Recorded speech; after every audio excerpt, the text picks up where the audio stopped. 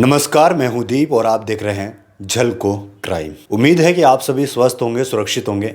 आज की जो सच्ची घटना आपको मैं बताने वाला हूं, ये घटना है अजमेर के किशनगढ़ की। आज के 3 साल पहले अनुराधा की शादी जो है अनिरुद्ध से होती है और अनिरुद्ध जो ये सॉफ्टवेयर इंजीनियर है। शादी के 6 महीने होते हैं। शादी के 6 महीने बाद अनिरुद्ध जर्मनी चला जाता है और वो अपनी पत्नी के साथ सिर्फ 6 महीने रहता है। उसके बाद में अनुराधा को उसका देवर, उसके सास ससुर जो है मानसिक और शारीरिक यातनाएं देने लगते हैं, उसको परेशान करने लगते हैं।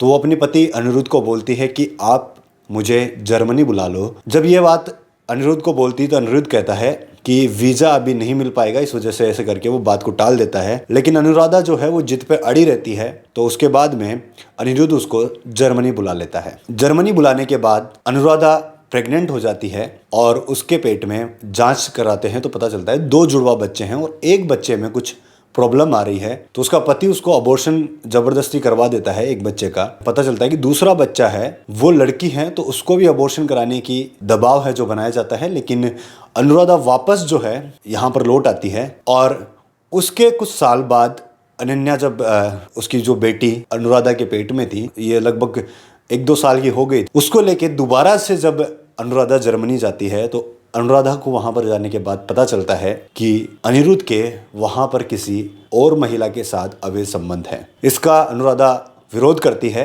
विरोध करने की वजह से अनिरुद्ध जो है इतना गुस्सा हो जाता है, अनुराधा को खाना पीना देना भी बंद कर देता है। ये बात यहाँ पर पीहर वालों को पता चलती है तो पीहर वाले इसको पीहर लेके आ जाते हैं। अब यहीं पे पीहर में अनुराधा है, वो पीहर में ही रह रही थी। अचानक एक दिन सारे घर वाले जो हैं बाहर थे। अनन्या, अनुराधा दोनों माँ बेटी ही घर पे थी और अनुराधा के जो पिता हैं, उसकी माँ हैं और उसका भाई बाहर समाज में के लोगों से मिलने के लिए गए थे, क्योंकि जो ये मसला उनकी ज़िंदगी में चल रहा था जो अनिरुद्ध और का, उसके लिए बात करने के लिए। और जब ये लोग वापस घर लौटते हैं तो ये देखते हैं कि अनुराधा ने अपने गले में फंदा डाल के फांसी लगा ली है और वहाँ पर 6 पेज का सुसाइड नोट छोड़ती है, जिसमें वो लिखती है कि पापा, आपको मेरी वजह से किसी के सामने झुकने की ज़रूरत नहीं है। और उसमें साथ ही लिखती है कि मैंने खुद को तो फांसी के फंदे से लटका लिया, लेकिन इस 2 साल की मासूम अनन्या को मारने की मेरी हिम्मत नहीं हुई। तो आप इसका